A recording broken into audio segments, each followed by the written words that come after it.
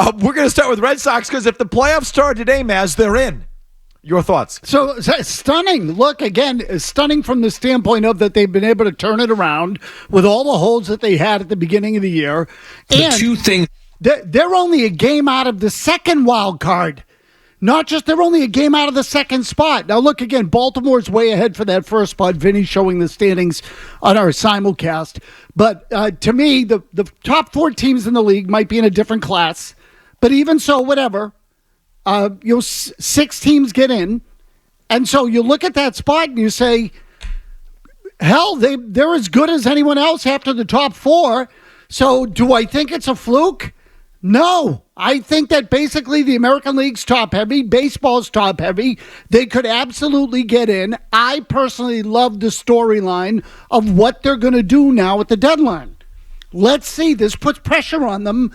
When I say them, I'm talking about ownership and management, Breslow and above.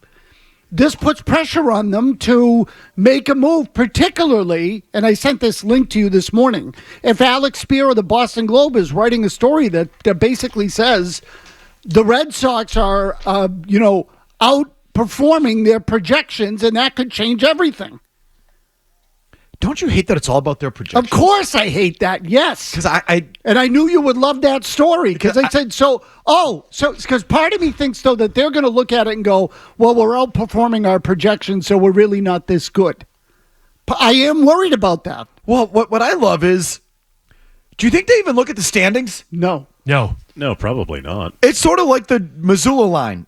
We live in an expected world. They look at the expected standings, not the actual standings. They look at an expected stat, an expected standing, projection, expected batting average, expected win percentage, expected this. Do you think they even look at the standings? No. I'd say grudgingly. Or anyone who in that front office who looks at the standings, the kids look at it and go, dinosaur. And that to me is frustrating. That to me is absolutely the worst part. It goes back to the war we're having with nerds over the heart and soul of our sports. Again, Spear's story. Are the Red Sox positioning themselves to beat the odds? Spear writes, Craig Breslow cares about the odds. The Red Sox chief baseball officer has made it clear that in evaluating whether to buy or sell at the trade deadline this year, the data-determined probability of reaching the postseason will play a significant role. The data-determined probability. Do you think they look at the standings? No. More importantly, God, that's so frustrating. So again, more importantly, do they look at the team? The data-determined probability. Are you watching the games? They don't need to, because it's just the data-determined probability. Think of that line. They just crunch the numbers. They're not watching the actual sport. So why should the fans watch the games? Data-determined probability. If what happens on the field doesn't matter, it's just about so just follow the box scores. Follow the stats. That's it. You don't need to watch the games. Oh, my God. It's so maddening. Spear writes, the odds are starting to tell an interesting story. Again, I just parenthetically add here, what about the standings? Or the games? The games are telling an interesting story too, but don't watch those. The odds are starting to tell an interesting story. Earlier this week, in the middle of their 3-game sweep of the Blue Jays, the Red Sox playoff chances, as determined by Fangraphs, stood at 37%, their best mark of 2024, and nearly matching their 2023 high water mark of 38%. Even at 34% entering the weekend series in Cincinnati, the 40 and 35 Red Sox have clearly improved their forecast. So this was written before yesterday or the day before. Either way. It was in the Saturday paper. They've done so in a way that raises a question that can blow up projection systems. What if they can excel at developing players in the big leagues? So now he throws something different at me. Correct. In there. So go ahead. Your thoughts on that? Well, so that line to me is a scary line. Okay? It's a scary line. And this is what should alarm you about the whole process, in my opinion. What if they can excel at developing players at the major league level? They shouldn't be developing players at the major league level. That's not what the major leagues are designed for. That's what the minor leagues are for. You develop players at the minor league level. Then when they get here, they're ready to play and ready to win. So you know what the problem was? That Jarren Duran was here 2 years ago. That was the problem, whether he was 26 or 24 or whatever. Okay, now he's 28. So he's in his peak years and he's performing. He shouldn't have been in the big leagues 2 years ago. It hurt your team. You went through 3 or 4 years where you finished last because you were trying to develop players at the big league level. That should not happen in this market. And because now he's hitting leadoff.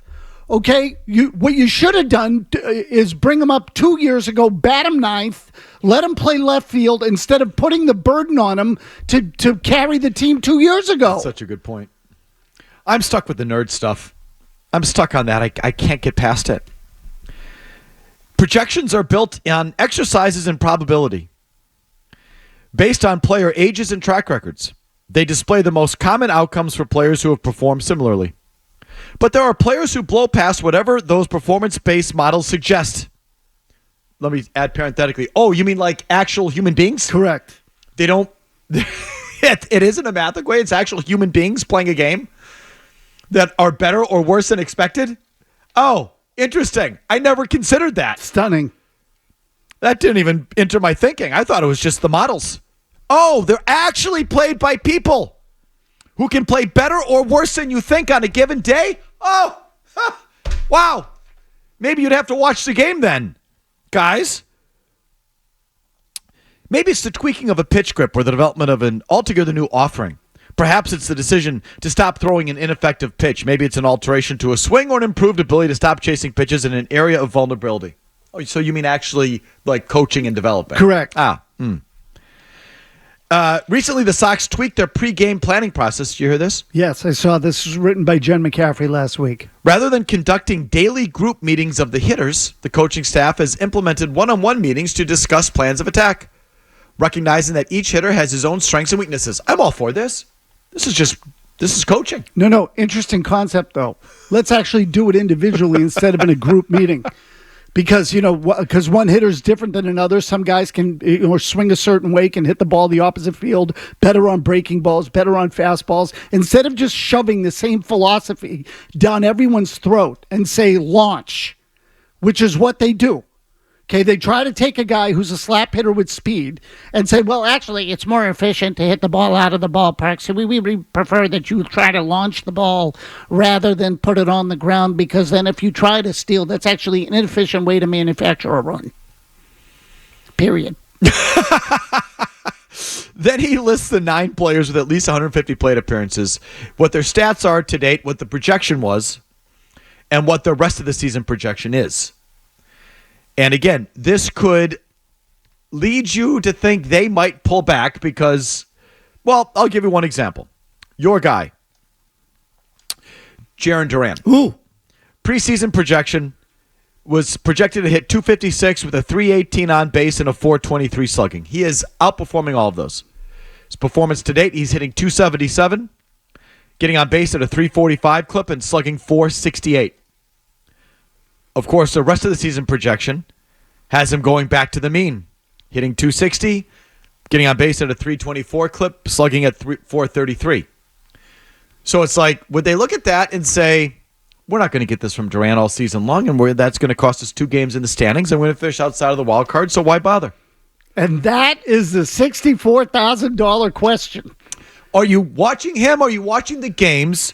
Are you looking at the score of the actual game? Or are you looking at an expected score? Are you looking at his actual batting average or his expected batting average? Are you looking at what he's actually doing or what his projection is or what your projection is? Are you watching the games? Are you looking at the standings? I don't think they are. I don't think that's how baseball's run anymore. No, I agree. And that's how sports apparently is. Because, again, the Celtics coach says we live in an expected world, not in an actual world, the expected world, the expected stats. So it all goes back to the war on the battle being waged for the soul of the sports we watch and how they've been. We've lost the war to the nerds. I mean, again, if you think of it, if you think of that, if you take Duran and you say, well, his projections were X, and now he's X plus 5. Ownership or management, or both, is basically sitting there going, yeah, we don't really think you're that good. We think it's a fluke. We think the numbers are going to come back down because that's what our computer told us at the beginning of the season. Even though that computer is I don't know if it's more inaccurate. It's probably less. They're probably right. But that computer was wrong just as every bit as much or close to as a human being would be. Because you remember that stupid Bill James book that would come out every year and they would project? What was it called? The handbook, maybe? No. Abstract? Bill James. Yeah, something like that. So one Bill of those, James abstract. One of those had the projections in it where they would put in the season projections for guys. And, James would say, well, this guy will do that.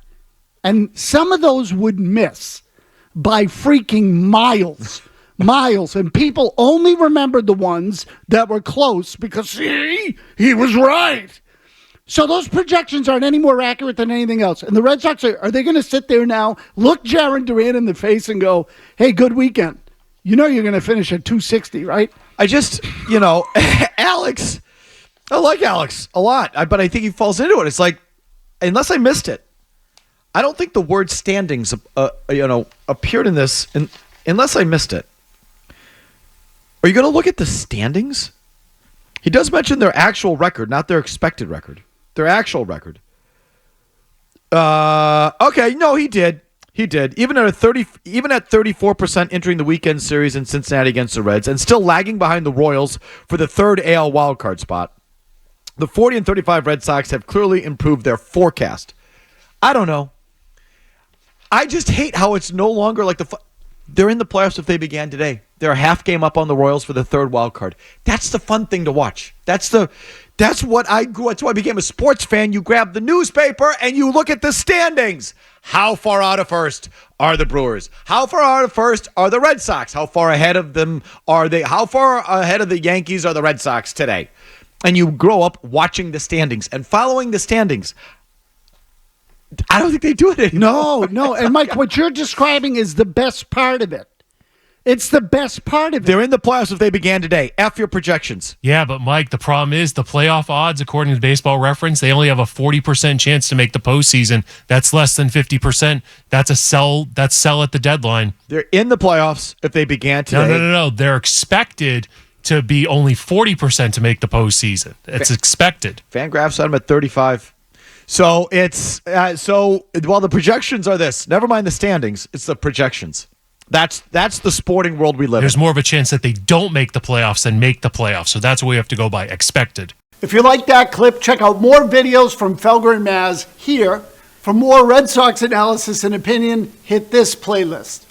And for all the latest from the Sports Hub, download the app at 985thesportshub.com.